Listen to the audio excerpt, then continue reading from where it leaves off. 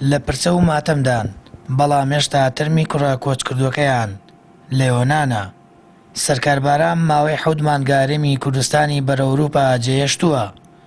لە چەند ڕۆژی ڕابردوودا بەهۆی نەقمبوونی یەختەکەیانەوە لە دوای 4 ڕۆژ بێسەروشێنی لە ئاوەکانی یۆناندا هەواڵی گیان لە دەستدانی بە کەسوکارەکەی گەیەنرایەوە.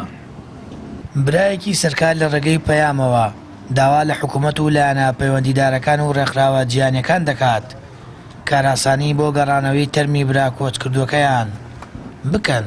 پەیوەندیەکی بەمنەوە کرد و نامەیەکی بۆ ناردم، پێیوتم کە من ئەم شەو دەرەچم بە یەخت دەرەچم.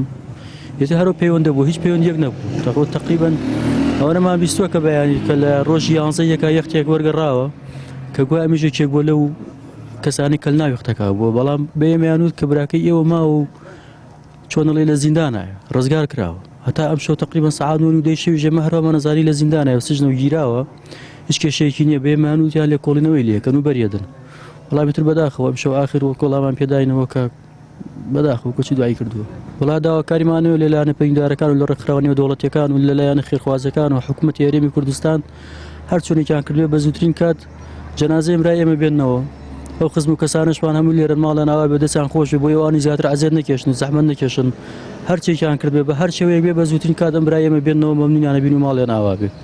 سەرکار تەمەنی 23 ساڵە و نمونەیە و گەنجانەیە کە عەوداڵی ژیانێکی باشتر بوو، بەڵام مەرگ لە دەریای ئیجەدا قورگی دەگرێت و ڕێگەی گەشتن بە خەونەکانی پێنادات.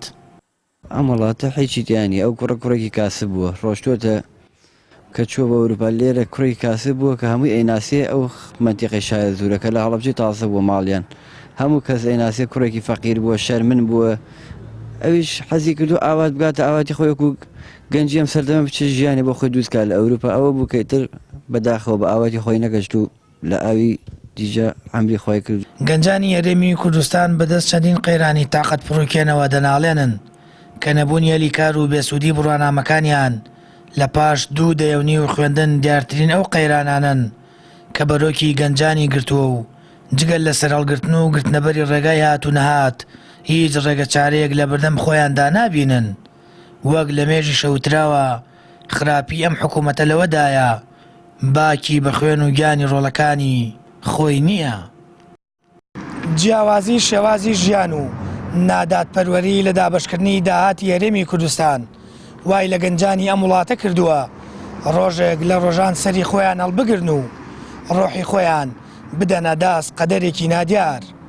هەر ئەوە ژوای کردووە ڕۆژانە مەرگی گەنجانی کورد و گیان لە دەستدانیان لە ئاوەکانی یۆنان بڵاو ببێتەوە. سامان فەتاح، کەناڵی ئاسمانی پەیام، هەڵەبجە.